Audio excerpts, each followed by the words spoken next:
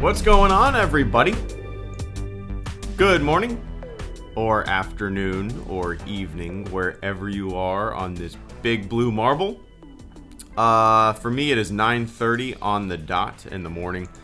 And I'm going to be hanging out with you guys for just a short jolt, a little 30 minutes wake up here. So, yeah, I got a bunch of stuff on my plate today.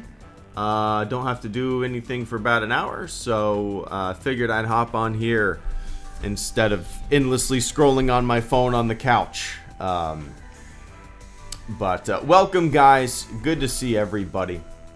These morning streams are always nice and low-key, and I see a lot of familiar faces that I don't see all that often because these morning streams are kind of rare. I don't do them frequently. But welcome, guys. Unknown Cars fan, Chris, Swish, Jared, Simple, Sam, and everybody else. Welcome, guys. Swish, thank you so much for the morning super chat. Swish says, morning, gotta work, can't stay, have a good one. You too. You too, have a good one. Thank you so much for that silent support. I hope you stay safe and have some fun today, but I appreciate that channel support. Sam says, morning, HG, always happy to catch a stream. Just made some coffee, so the timing is perfect. Played Sabak with some friends online last night. Lots of fun. Hope all is well, dude. Nice. That's fun. I haven't played any games with my buddies in literally 2 years, probably. It's probably. Can you guys hear me okay, by the way? I'm kind of sitting a little further from my microphone than normal. Yeah, I used to play games with my like friends that I've played games with literally since, like, I don't know, sophomore year of high school. 20 years ago. More than that, actually. 21 years ago. And we've been playing games together forever. We used to play, you know, Star Wars Galaxies, Counter-Strike, you name it, we played it all through the years. And just since, you know, we're all having kids, our careers, our jobs, we all own houses now. Life is just a lot more complicated, you know, in your late 30s than before that. But so I miss playing. They still play all the time, but I just really haven't been able to find the time to play with them in like a year and a half or 2 years. Just because, you know, when I work 24-hour shifts, so when I come home, I work 24 on and then 48 off. So I work one full 24-hour day, and then I'm off for 48 hours the next 2 days. So when I'm off, I want to hang out with my wife and kid. I use my nights, you know, me and my wife watch something, we hang out. I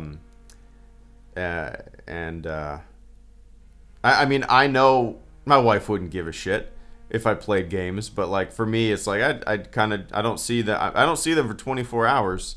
I want to hang out, you know. But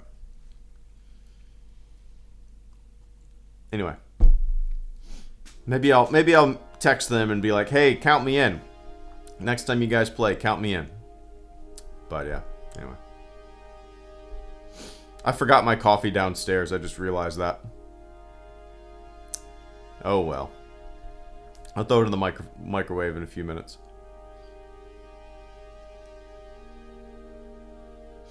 Haven't caught a stream in a long time. Good to see you. Yeah, you too, Connor. I don't do these morning streams very often. I did a stream last night, but that was the first stream I'd done in 10 days or so. So, you know, it comes and goes. It comes and goes. I go in waves. You know, I'll do a stream like 3 times a week sometimes, and then you won't see me for 2 weeks. That's just how it goes. David, what's up, David? Good to see you, man. David says, played any CS2, and same here, kind of hard to find time with the buds, even without kids. Yeah, man. Good to see you. I hope everything's going well. I have played a little bit. Maybe a couple weeks ago, I fired it up, and I mean, I had fun. It's the same. It's basically, I'm sure it's a lot more detailed than I realized, but it's basically the same game that I've been playing for 20 plus years, you know? Just a little more polished up. I don't get into the skins and all the competitive rankings and all that stuff that I'm sure has been added over the years to Counter-Strike. For me, like, I just kind of find a server, I hop into a game and just play. So I haven't really seen that much difference. I mean, it looks better, but it's, to me, it's just the same old game, which isn't bad. You know, if it's not, it works and it's great, and it's been such a hit over the years, forever. It's like a delicate balance, right? You change too much and everybody's up in arms. You change too little and everybody's like, why the hell did you release this? Well, what's cool is, like, I didn't realize that if you have CSGO, then you automatically have Counter-Strike 2. I didn't realize that. It just kind of showed up in my Steam library, and I was like, oh, okay. I fired it up. I thought I was going to have to pay for it, you know. It's kind of neat. But I've enjoyed it. All good here, same. Don't care about skins and all that extra stuff. I just go in and get owned per usual. Yep, same here. It's really funny how, like, all the everything comes back to you. It's like riding a bicycle with Counter-Strike. Like, even after not playing it for like 5 years, I still, you know the buttons to mash to buy an AK or something like that without even having to look. You know, get my my vest, my helmet, my grenade, my primary weapon, and just pull out my knife and run. It's just kind of funny how it all comes back to you. I did, like, maybe 6 months ago or so. I've never looked in the Steam, what is it called? The Steam, not the Steam store, but not the Steam Workshop. What is it called? The Steam Marketplace. I never looked in there before because I don't give a shit. And I had a bunch of stuff that was worth, like, in total, like $90, and I was like, what the? And I've had this shit for years. I was like, what the hell? All right, so I put it up all on the marketplace, and then I sold it all, and I had like $90 to play with. And I was like, shit, yeah. I didn't even know that was the thing. So I ended up buying some games. I played New World, which, you know, that Amazon MMO. I enjoyed it. I didn't play with anybody. I just kind of, like, it was a game that I fired up just to veg out. I reached the max level without even doing really any... I didn't do any PvP. I barely ran any dungeons. I just kind of, like, turned on some music or watched a YouTube video and played New World late at night. But, yeah, man.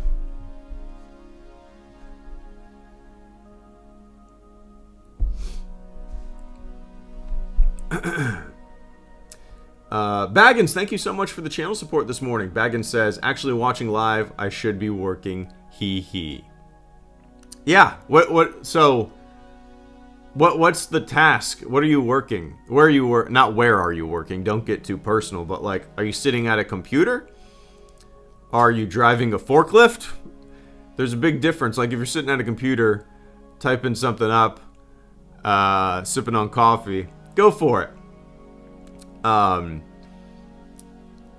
If you're driving a forklift, put the phone down. But I appreciate that, Baggins. Don't get in trouble. Everybody fucks off a little bit at work, right?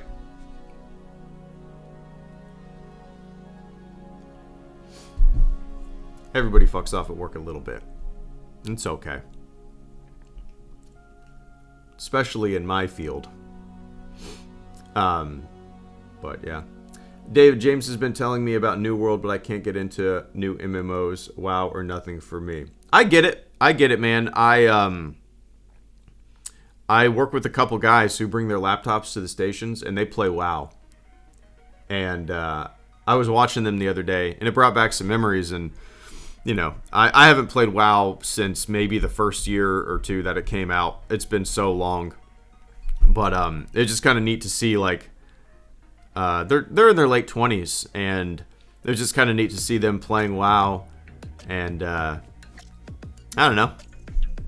But I get it though. Like, I'm still stuck on old MMOs that I used to play. Dude, I still play Ultima Online.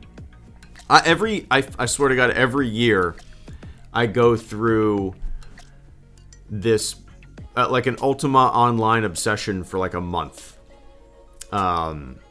The player-made server that I used to play on, I've played on a player-made server for like 15 years.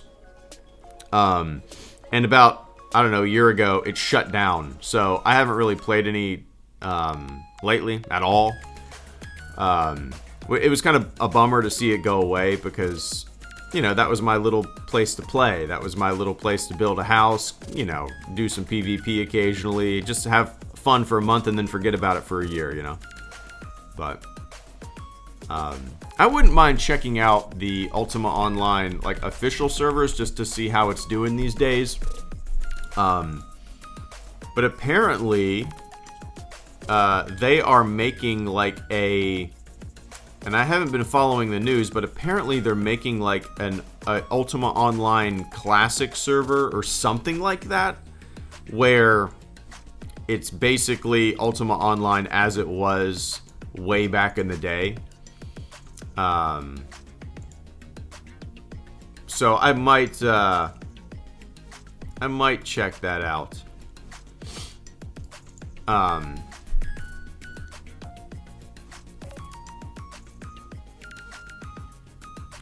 So yeah, it's called Ultima Online New Legacy.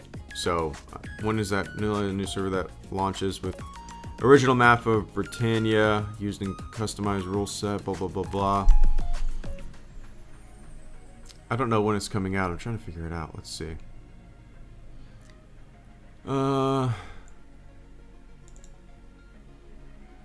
Yeah, I'll probably check that out when it launches, but anyway. WoW Classic. Is it still a subscription, Dave?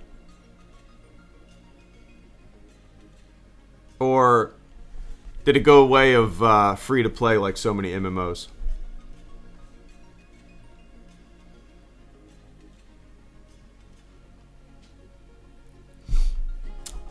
Baggins, thank you so much for the channel support once again, man. Baggins says, I'm a train cleaner, just waiting for my next train. Listen to your live streams at work all the time, but because I live in the UK, I always miss them. Yeah, I usually stream like at 7:30 or 8 p.m. Eastern time, so what, you would be 5 hours ahead. So, yeah, it's a pretty late night. But that's not, that would be kind of a fun and interesting job. I mean, cleaning up after messy assholes is never fun.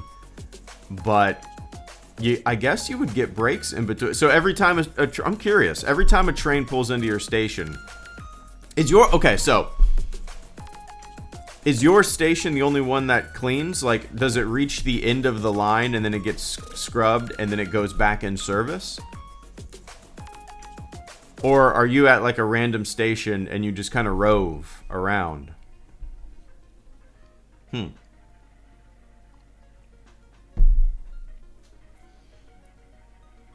I bet you've seen some shit.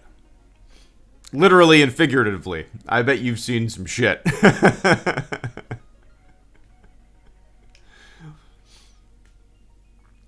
Like, what's the craziest thing that you've seen walking into a train without passengers? I'm sure you've seen passengers at the end of the line, right? That have fallen asleep drunk or something like that. But what's the craziest thing you've had to clean up? Or the biggest mess or the crazy... Like, what? Yeah. What's the craziest thing?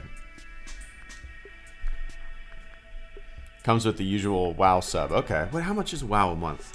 WoW monthly subscription fee. Shout out to Atlanta Marta. There you go, Chris. I'm very familiar with the Marta. Monthly subscription. 1 month is $15. Okay.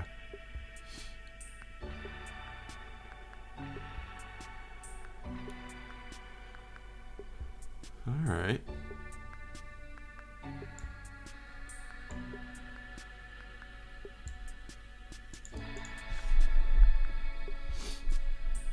See, I would I don't have a laptop that can run anything. I just have a Chromebook.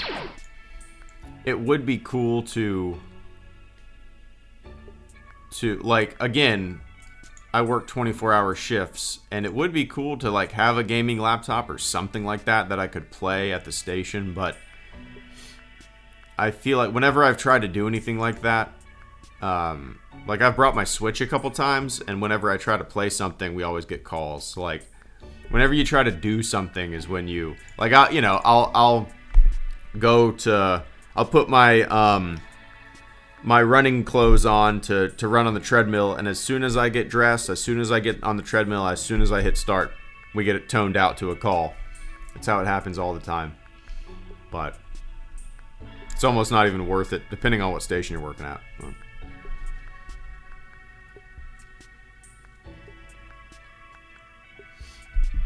Oscar, thank you so much for the channel support. Good to see you, man. I hope you slept well. Oscar says, been using ChatGPT plus pseudo-write to help write fiction. Not do it for me, but help me as I go. GPT to outline my ideas. Pseudo helps with write. Oh, interesting. Yeah, you know, what's funny, Oscar, is we're planning a trip out west to Yellowstone and Grand Tetons National Park. And my wife actually typed into ChatGPT. She was like, you know, plan out a trip for 2 people, 10 days on the road to Yellowstone National Park and Grand Tetons, places to camp every night. She like put in a bunch of parameters, like, you know, what airport fly into, what roads to take, just filled it all in and hit go. And it created an itinerary, a really good itinerary that, I mean, as a general outline of what we could do in the time frame, where to stay, I was kind of blown away because, I mean, that I never thought to use it that way. But it did a hell of a job kind of spitting out just a basic travel itinerary as a good starting point, you know. So yeah, I mean, if you can use it like that, if you can use it to maybe shape some things up, create an outline, create a flow, and of course not have it do it for you, then I guess you could say it's just a tool. It's a tool in the tool belt, you know. I'm sure younger generations are not even going to think of it. My generation is like, what the hell? You can, you know, it's my generation and older. I think it's very strange to see this technology and the way it's used and whatnot. But younger generations aren't even going to blink. It's going to be like spell check to them, right? It's just going to be another tool.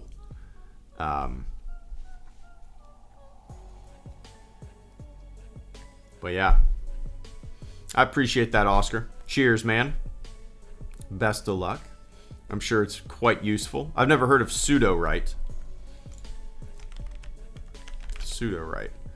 Non-judgmental, always there to read one more draft. Never runs out of ideas, even if... Yeah, I mean, like...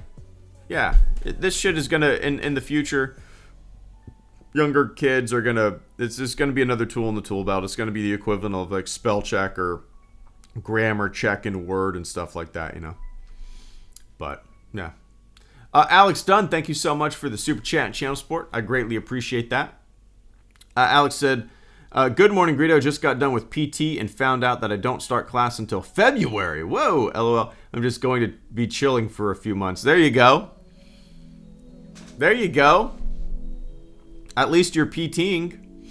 I'm sure a lot of people would just sit around on their ass and eat a bunch of pizza and become useless. I'm not going to say that I did that for a little bit. But I did. February. What is it? October, November, December, January. Wow, you got 4 months.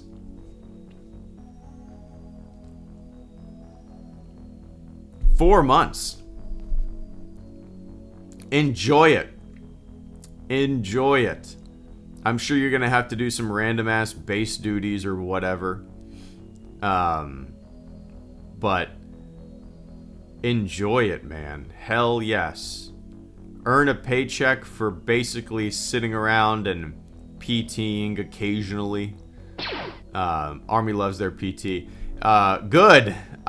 Dude, in the Navy, like, in A school, in boot camp, obviously, you don't have any say. You had to be there. But when I got to the fleet, like, PT was basically optional. And I would say, like, 10% of the squadron that I was in would actually go to morning PT. Most of them would just come in late or go get breakfast and then show up. But, like, that was just funny to me, like, how lackadaisical it was. I don't know if every squadron's like that. I highly doubt it. But it was just funny to me how, like, I barely went. Looking back on it, it was stupid. I got so out of shape because I didn't go.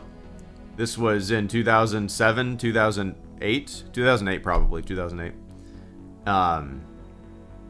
But formation at 4:45 every workday. I'm gonna enjoy the free. That's too fucking early. 4:45. Come on. I wake up at 5 in the morning because I have a pretty long commute. And I usually leave the house by 5:45. But 4:45 to get in your PT formation? Come on, man. It's not like you guys are doing a lot during the day. Can't you just push that to 9 o'clock?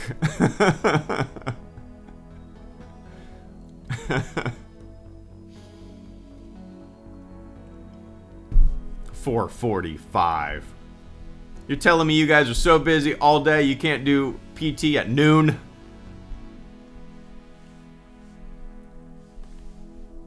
That's ridiculous.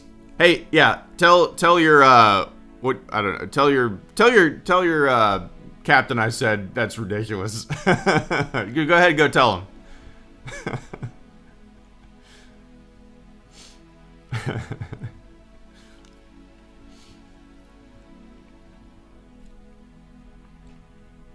But I appreciate that, Alex. Cheers, man.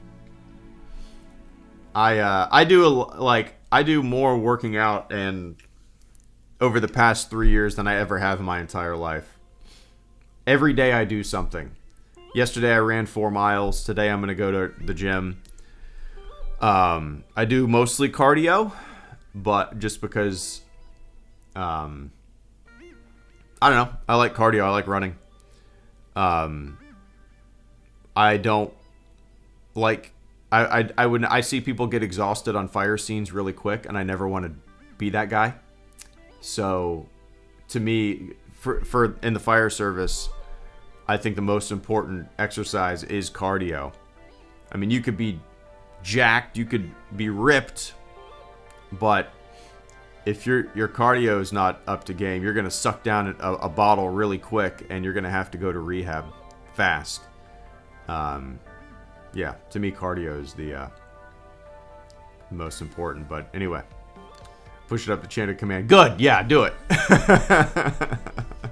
I'm sure your word will go into consideration. I'm sure.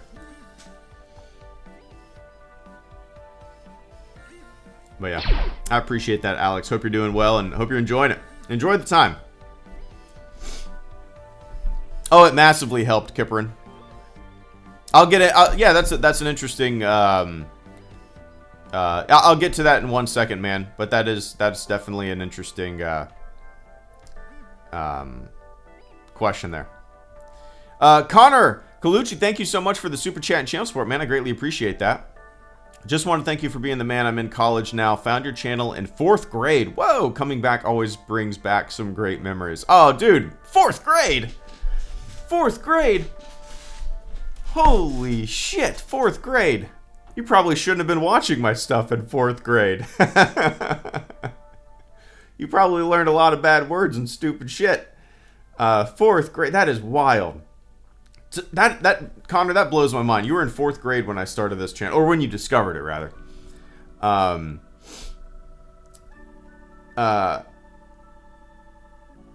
Fourth grade. Now you're in college. That is a different human being. That is a different human being. 4th grade to college. You have lived like a life. You're a completely different person from when I started this channel to where you are now. I started this thing 12 years ago. I was 25 when I started this. I was certainly not supposed to be watching you in 4th grade. Yeah, YouTube was a little more lackadaisical, I think, with a lot of stuff like cursing and what. I mean, they still don't really care these days, but like the reason I beep a lot of my stuff these days is because I don't really know how the monetization works if you have cursing. Like, I look at the checklist. There's like a checklist when you upload a video, like, does your video contain any of this stuff? Profanity, censored profanity, stuff like that. There's a whole list. And I don't know, I just don't know how it works. Like, it says like, does your video feature any profanity in the first 7 seconds? It's weird. And I don't know if I do, will it get demonetized? So it's just easier for me to just bleep it. Who cares? Whatever. Occasionally I forget. I've never had any issues, but yeah, thank you for sharing that, Connor. Sometimes, like the other day when I made my most recent video that I uploaded, I went back and watched a couple of my old videos to get footage from them, because, you know, in that video there's like 15 seconds where I use some video clips of my early videos, and it brought back memories. I was like, man, I used to do a lot of really silly, goofy, fun stuff, and I wish I had the time to do that kind of stuff, but I just don't. Maybe one day. But yeah. Anyway, Connor, cheers, man. I appreciate you sharing that. Kipperin, Alex, and Oscar. Kipperin just says, did having a military background help with the job process of becoming a firefighter? Yes. Majorly. So, two ways. One way is veteran preference. I have what's called a DD-214. It's basically a piece of paper that shows that I was honorably discharged from the military. It's a paper that proves that I was in service, right? When you have that, you basically get veteran preference. You can claim veteran preference to a lot of jobs, a lot of public jobs. And you go up on the list of hiring. So that helped in getting hired. It also helped with paying for EMT school, the fire academy, college stuff because of the GI Bill. But I think the biggest thing that having a military background did for me getting into this career was the attitude. The chain of command, being a little older, having that experience, and understanding people, understanding motivation, being able to let things roll off your back, realizing that people get frustrated, people are scared, people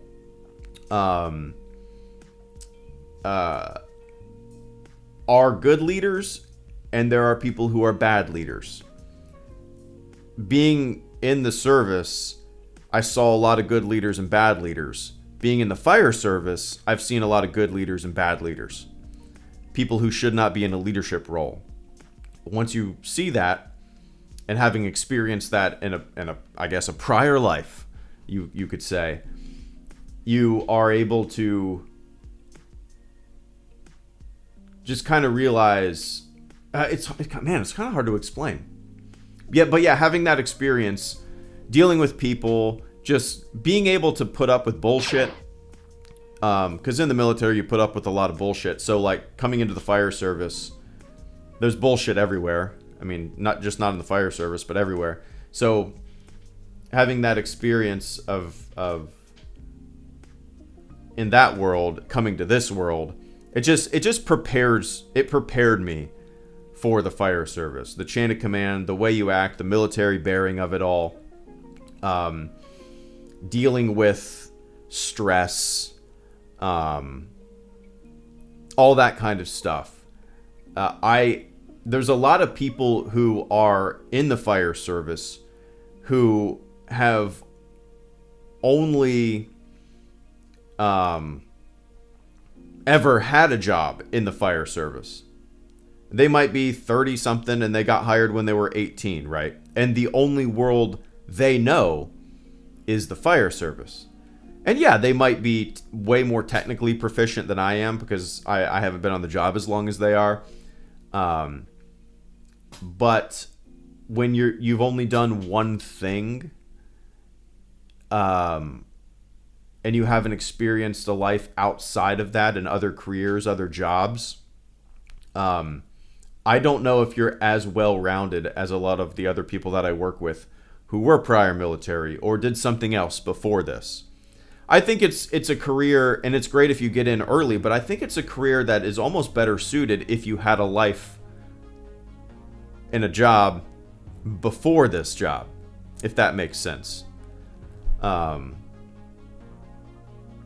You get a lot of people who get hired on, like I got hired on when I was 35, right? So, I have skills, I have experience in other things beyond this, and I think it suits me on the streets, in the firehouse, and just dealing with people and situations maybe a little better than somebody that's been in this for forever, if that makes sense. I don't know if that makes sense, but I don't know if I articulated that very well. Probably not. I never do. But yeah, anyway. Alex Dunn and Oscar, thank you guys so much. Alex says, LOL, that's about when I found your channel, 2014-ish. There you go. Yeah, that's wild to me. Almost 10 years ago. I started this thing in 2011. Which is, I mean, that feels like yesterday, but it was definitely a different world, especially when it comes to the internet and YouTube. I mean, I really miss those old days of YouTube. It seemed just so much more fun going. It just seemed so much more lighthearted, you know? It was a lot more goofy from, you know, my experience.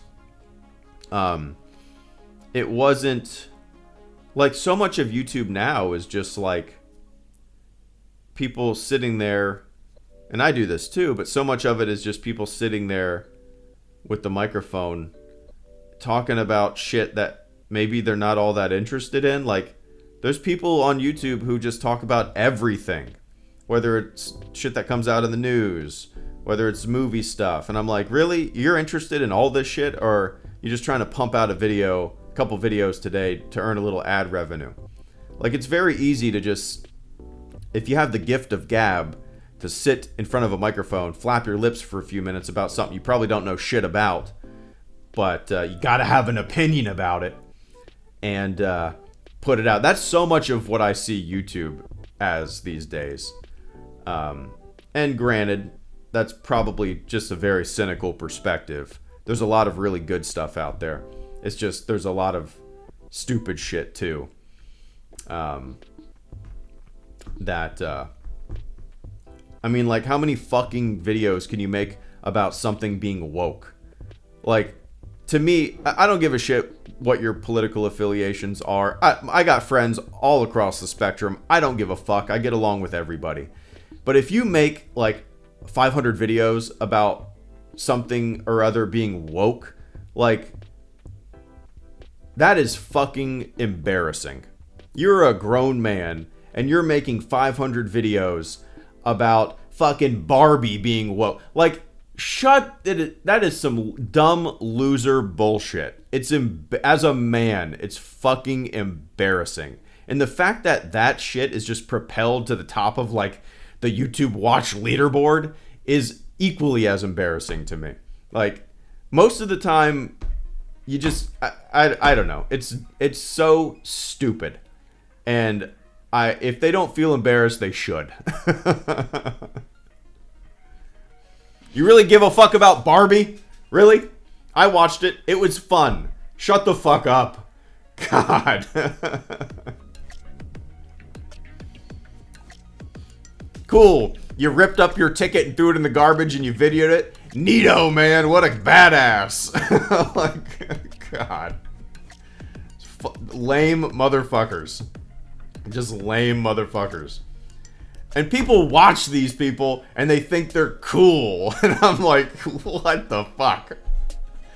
That's the most embarrassing stuff that I see. Just lame. Just lame. Anyway, that's my rant for the morning. Oscar, thank you so much for the super chat. Final super chat before I have to jet. Oscar says, pseudo-write generates a few sentences, but you still have to do the heavy lifting. If I get stumped, I'll hit generate, delete some words, and keep writing. Interesting. So it could be a cure for writer's block. A little cure for writer's block. I like that. I like that. Again, man. People are like, college kids are having ChatGPT write their papers and stuff like that. Okay, fine. I mean, that's stupid. That shouldn't be done. But again, I think in 10 years, 15 years, 20 years, this technology is going to just be another tool in the toolbox. And it will be the equivalent of what we see as like spelling or grammar check in Word, right? It'll be a little more robust. A lot more robust, I'm sure. But our culture, schooling system, everything will adapt to the technology like it always does, you know. But yeah, so if it cures a little bit of writer's block and it spits out a couple sentences for you and it gets you on your way, I don't see anything wrong with that. I don't see anything wrong with that. Maybe it could even spark a different idea and you just delete the computer's idea altogether. I called it a computer idea. I feel like a grandpa. The computer's idea. You delete that. You know, maybe it sparks an idea for yourself. So yeah, I don't see it as such a big deal as a lot of other people do. But yeah. Anyway, I appreciate that, Oscar. All right, guys, I got a jet.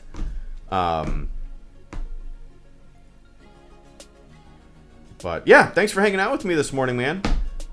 So what's on my agenda today? I got to pick up my daughter in the afternoon from school. So I am going to try to do a good clean of the house. Whenever I have my 48 hours off, I usually turn on a podcast or something and I do a good clean of the house. And I enjoy it. I enjoy cleaning. It's meditative.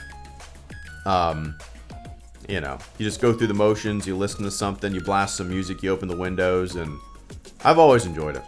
But anyway, it's time for me to go. Thanks for hanging out, everybody. Everybody who super chatted this afternoon, appreciate it. It was good to see you, David. Hope you're doing well, man.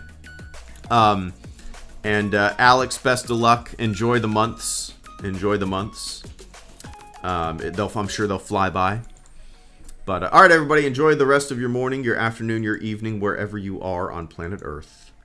And I will catch you all on the flip. I can't speak. On the flip side. Let's go to the mall. What song is it? Is it this one? Yeah. All right. It is 1996. It's 1996. And we're walking through the mall. We're going to go to Sam Goodies or KB Toys. Maybe Sbarro. Get a slice of pizza. See ya.